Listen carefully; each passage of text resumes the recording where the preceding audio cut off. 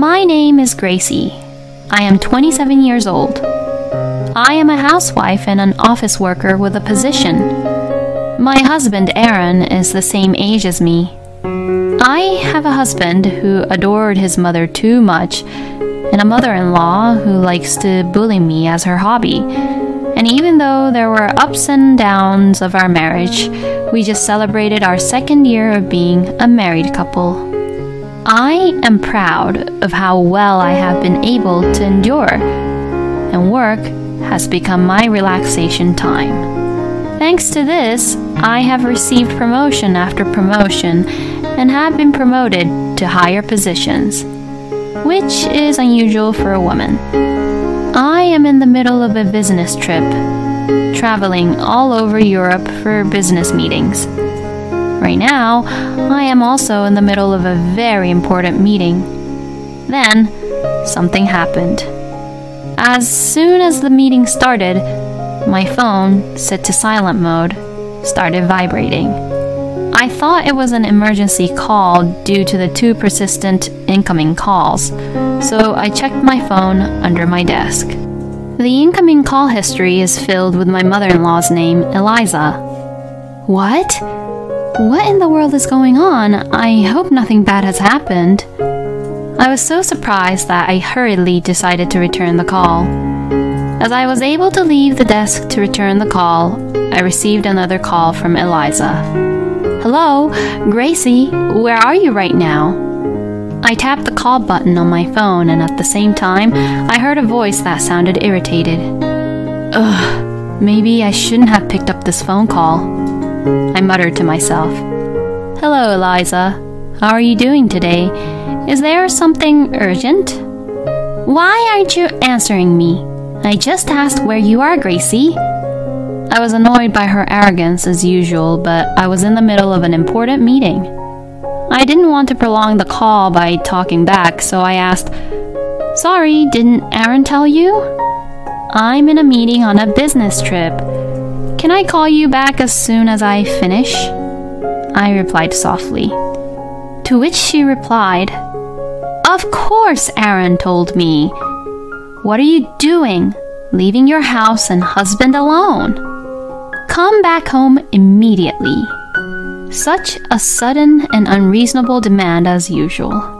I'm sorry, Eliza. I am just in the middle of an important meeting and I can't just... Then she interrupted me and said, You're so bossy, even though you're just a wife of Aaron. I don't care for your reasoning. Just come back home at this instance. Today is a very important day. Do you understand me? Eliza said, growing frustrated. Huh? Today is an important day? Since Eliza, who was reluctant to tell me why she was looking for me to come home, I asked her why today was such an important day. We're going to celebrate my 60th birthday today, Eliza replied in a smug voice. As I recall, her birthday was planned to be celebrated at the end of the month. It was a surprise to me that it was today, and to do it on a weekday during my business trip. My husband and I had told her that we found a nice restaurant and set up a table for her 60th birthday celebration. I was getting fed up with Eliza trying to bully me again. I thought that Eliza was getting meaner and meaner every year, tormenting me when she knew I was in the middle of important work, so I told her, as I said before, I'm on a business trip right now, so I can't come home right now. Oh, how funny, because I called Aaron earlier today and he said he would take the day off from work for me. Also, all of the relatives will be there. Only you, Gracie. Work, work, work. You're so cold. What do you think of your own husband's parents? If I let Eliza talk any longer, her sarcastic words would go on and on. Since I was still in the middle of the meeting, I couldn't stay on the phone with Eliza until the end. So I said, I'm sorry, but I can't go to your 60th birthday celebration no matter what you say. I informed her clearly. Eliza then stopped being sarcastic, took a deep breath, and said, "Well then, I won't recognize you as family at all. You don't have to come back home at all. It's a divorce. Aaron was too good for you to begin with." All at once, without a pause for breath, Eliza threw horrible words at me. I was angry and upset with what she had said, but I didn't want to prolong the phone call with a rebuttal, so I said, "Oh, yes, okay. I'll talk to you when I get home. I'm sorry, but I'm afraid I have to leave." I said this in a simple manner. Then Eliza said, "What's with that attitude? I told you not to come back. I'll talk to Aaron myself." As she said those words, she hanged up on me. Tired from dealing with my mother-in-law, I returned to the meeting with a sigh. After 2 days and several meetings, I finally made my way home. On the way home, I was so filled with anger and frustration towards my mother-in-law that I could not remember where I had gone or how I had gotten back home. "I am home!"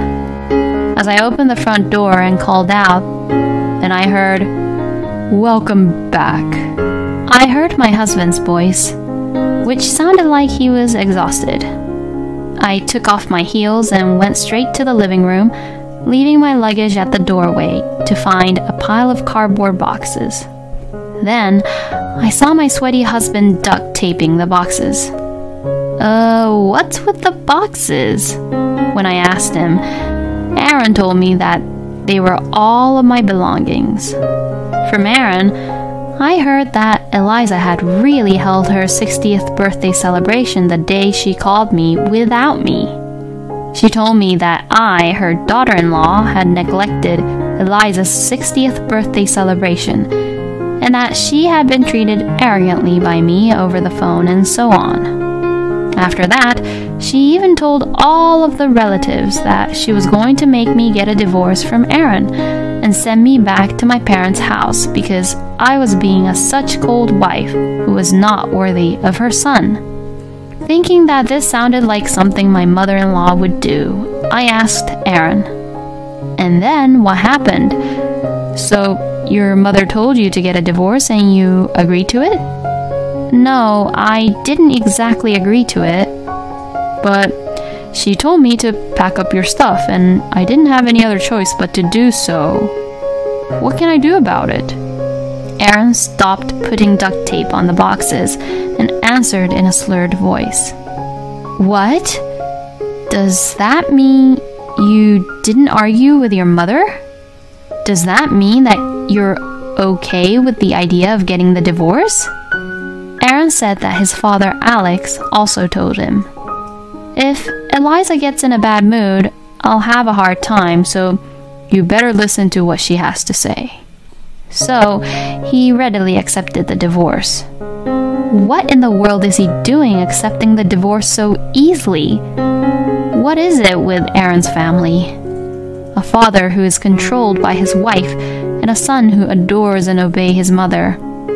No one seems to want to take my side. When I was dumbfounded and silent, he said, "What my mother says is absolute. It's just until my mother's mood is back to normal and things cool down. Yes, it's just a sham. This divorce is a sham. I'll come for you when things cool down." He pleaded me with begging eyes. I want Aaron to use that eyes to his own mother. How is it that a big man like Aaron is so seriously afraid of his mother? Oh my gosh, there is no way in saving you. I almost felt self-loathing, wondering what was so good about this person that I had married him. But then I thought, wait a minute, maybe this is a good chance for me. To think about it, even if I stayed with Aaron, Eliza would just continue to torment me and always corner me into getting a divorce from Aaron, then maybe I was very lucky to get a divorce from Aaron without much of trouble. And I have enough income to support one husband. Even if I have to live alone, I won't be lacking in anything. In an instant, I felt as if a fog cleared away in front of my eyes, metaphorically. To Aaron, I said, "Fine. Then yes, let's get a divorce." As soon as I told Aaron that, I called Eliza. After 3 calls, "Hello?" Eliza answered, so I replied, "As you wish, we are getting a divorce," I told her quietly. Eliza, sounding as if she had been waiting for me, replied in a triumphant, bouncy voice, "Yes, please go away. Get out of Aaron's house. You finally figured out that you're not good enough for Aaron, didn't you?" "Ah, I am so relieved. Don't worry, I'll find Aaron an obedient, pretty, and parent-friendly wife this time. I'm sure Aaron will be in great demand." "That's right. I'll take care of my son until he finds his next wife, so don't worry about that either." After finishing all the sarcasm she could think of, as if for the last time, I said to Eliza, "Well, don't misunderstand me, Mother," I casually advised her. Eliza, who was in a good mood no matter what, said, "Well, aren't you a sore loser?" "Well, don't mind me. Oh, yes, by the way, Gracie, I got the divorce papers from the city office and gave them to Aaron, so don't forget to sign them." Without a word of farewell, she hung up the phone. Aaron, who was listening to the conversation with Eliza, looked relieved. "Is Aaron stupid? By the way, honey, does your mother know that you are a full-time house husband?" When I asked Aaron, he replied, "How can I tell her that? My mother lives for the fact that I'm a member of the elite and work for a major company." He talked back to me with strong tone. "Oh, that's right. Come to think of it, there were hints that he never told the truth to Eliza. Aaron always wears a shabby sweatshirt at home, but when he goes out to meet Eliza, Aaron goes out of his way to change into a suit. And during the day, he pretends that he is not at home when Eliza calls, giving her impression that Aaron is at work. Eliza said at her 60th birthday celebration that Aaron is a kind son who takes time off from work just to attend her 60th birthday celebration, and that if it was his status, he would find a more obedient and prettier wife than me in no time. I am sure that such things will naturally come to light once we get divorced, but to Eliza, who thinks her son is omniscient and smart, Aaron will never dare to say anything that he would disappoint her in the future. I don't think Eliza would have the faintest idea that her elite son quit his job at the major company. In fact, Aaron had quit his job about a year ago. Her elite son, who was a status symbol to Eliza, was now truly unemployed and a full-time house husband. Aaron quit his job because he made a big mistake that resulted in a written apology and a demotion and a pay cut. He probably didn't tell his mother about that incident, though. It seems that Aaron was quite shocked to have fallen off the smooth-sailing elite road. Since Eliza pampered and spoiled Aaron, he was very weak and sensitive. When Aaron had to write his report on the mistakes he made, he felt palpitations and nausea just trying to go to the office, and he couldn't even leave the house, let alone go to work. At first, Aaron called in to report absences and applied for paid holidays, but eventually he stopped calling in and the number of unauthorized absence increased, and then he got fired from his job. Now, it seems that Aaron has no intention of finding another job, and he was depending heavily on my income. Aaron is still unable to tell Eliza this fact because he knew that Eliza will be very much angry and upset with him if he told her. I am a little disappointed that I can't see how Eliza will react when she finds out about the situation after I leave. I'm sure she will probably be shocked to the point of having a stroke, though. However, it's not my problem anymore. Aaron told me, "This is just a cover to convince my mother, okay?" He handed me the divorce papers, which I submitted immediately. Then I signed a contract for my new apartment and moved in as soon as possible. 1 month later, I received a phone call from my ex-mother-in-law, Eliza, whom I thought I had cut ties with. I wondered what she wanted to see me about now, but I answered, "What do you want from me now? Aren't you glad that you got rid of me?" As I answered sarcastically, she replied, "Well, you're still the same. Just listen to me." Eliza began to talk to me in the same tone as usual. It was about Aaron. After I left from the divorce, Eliza went to Aaron's apartment several times to do household chores, but whenever she went there, Aaron was just there hanging around in his room. There is no sign of him going to work. It didn't look like he was sick, so she asked me if I had any idea what was going on. I suppressed the urge to burst out laughing and replied, I see." I replied nonchalantly, "Well, of course he's like that. Because Aaron has no intention of working at all ever again." As if Eliza had forgotten that she was the one who had kicked me out, she asked, "Gracie, can you do something about it?" "Why should I? You didn't want me to be in your family and wanted nothing to do with me." She was so selfish to ask me for something only when it suits her, after having mistreated me for a very long time. Then she said, "Well, I was wondering if you said something to hurt Aaron before you left." I wondered how much she wanted me as the bad guy. Does this person not think that there's a problem with her son and not me? I'm the one who was hurt, you know. "Oh, really? You only married Aaron because you could live a luxurious life with him, right? So what is so hurtful about getting divorced?"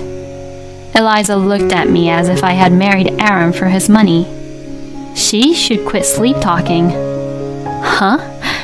You must be joking me. I was the one who supported Aaron financially during our marriage. I was the one who provided for you. To tell you the truth, I couldn't afford to live extravagantly because of Aaron. I was fine with the divorce, but shall I file Aaron for alimony? Eliza couldn't believe what I said and said, "How dare you? Making up something like that. Gracie, you just forgot to ask for the alimony, didn't you? Aaron has a higher income and position than you. Don't be so unreasonable. If you just want money, Aaron can pay whatever you want. After all, Aaron is a super elite working for the major company." Eliza replied back with a crazy argument. Maybe Aaron hasn't told Eliza the truth yet. If so, I didn't want to tell Eliza about what Aaron is still hiding from her because it sounds like I'm just tattletaling, but it was a chance to see how Eliza would react when she found out about this situation. I thought it would be a good opportunity to get back at her, so I told her, "Your proud son's a full-time house husband. He quit his job a long time ago." "What? You are lying." Sure enough, Eliza could not accept my words. She raised her voice so loudly that I thought she might tear my eardrums. I took my phone away from my ear for a bit and said, "Why don't you check with the company anyway? You'll know who is telling the truth." Eliza became silent for a moment. "Well then, what if... If that's true, how are we going to live? I can't take care of my son with just my pension. And no one will marry my son because he is unemployed. What are we going to do?" Her voice was obviously toned down, and it was working. My face was starting to grin. "What shall we do?" Eliza was silent again for a moment, then babbled something back and forth with the person who was beside her. Then she said, Hey, Gracie, will you please come home? I wondered what she was suddenly saying, but I said, no, we're already divorced. I wouldn't come back to your family if heaven and earth turned upside down. Then I heard someone near Eliza making a fuss. I told you that I would come get you back when things cooled down. I heard someone shouting. It seemed to be my ex-husband Aaron's voice. Yes, yes, yes, yes. You could remarry my son again, you know. What are you talking about? No way, I wouldn't do it for the world. Don't joke about this, Gracie. Think it seriously, okay? I made sure to remind her not to regret it the last time we talked on the phone, and I don't want to be involved with a son who loves his mother too much or have any more toxic mother-in-law relationship ever again. I did what you told me to do, so could you please stop changing your mind so much? But there's a bit of a verbal jousting thing going on here. It's not like you take my words this seriously. You've been talking back to me with a nonchalant look on your face no matter what I said, haven't you? I didn't think you'd actually divorce my son, you know. I guess Eliza didn't think I would refuse this offer so firmly. In response to Eliza's bitter excuse, I told her, well, I was just putting up with it. Besides, Aaron packed up my stuff and kicked me out without any of my say in it. I lashed out at her angrily, citing each of the things she had done to me. You see, that was just a prank. Yes, it was just a prank. When Eliza still tried to get away with it, I said to her, prank, huh? I think it's even worse than that. I was so fed up and with her that I knew there was nothing I could say to her. I looked down at my arm and saw my watch, which was about to turn 1 o'clock in the afternoon. My lunch break had been ruined by this futility. Eliza, are you done now? As I called out to her, she said, What? Gracie, what did you say? She disgusted me with her sweetened voice. Did she think I would give her a good answer with just a sweet voice? Thinking that I would never live up to her expectations, I said, I'm going to hang up now. I have another meeting in a few minutes. I have to look over some documents. As I took the phone away from my ear, but Eliza kept saying, Wait! Gracie! Hey, Gracie! Say something. I could hear Eliza screaming. She also said, Aaron! You didn't do it right, and this is what happened! And started to scold my ex-husband. In the end, Eliza probably blames others for everything that doesn't go her way. It made me sick just listening to her, so I mercilessly tapped the end call button and blocked her number. After that, I want to come back to get you. Aaron contacted me like that. Since he was too persistent and it was a good opportunity, I asked my lawyer to compensate him for alimony. Aaron's family was maybe weak to lawyers, because they immediately paid the alimony in a lump sum. It seems that the money was advanced by my ex-parents-in-law. Because of this, Alex and Eliza were irritated with Aaron and told him every day to find a job and work, which Aaron is fed up with. I wonder where the former elites have gone. It seems that Aaron returned to his parents' house because he could not pay the rent of the apartment. Aaron blames his parents for making him divorced, and it seems that he is using up their pension and retirement savings. Like parents, like child. They seem to be blaming each other for each other's sins and refusing to reflect on their own actions. By the way, they're planning to go apply for welfare soon. I hope that the government will make an effort to correct Aaron's family's personalities while they still can, because it is impossible to be selfish with the government. As for me, my proposal at the business trip was accepted and a new major contract was signed. I have been promoted again with higher salary, and I am living a rich bachelorette's life without being tormented by any in-laws or being dependent on my salary from a family member. If I ever have the opportunity to get married again in the future, I would definitely do a background check carefully to avoid a husband who loves his mother or to avoid crazy in-laws.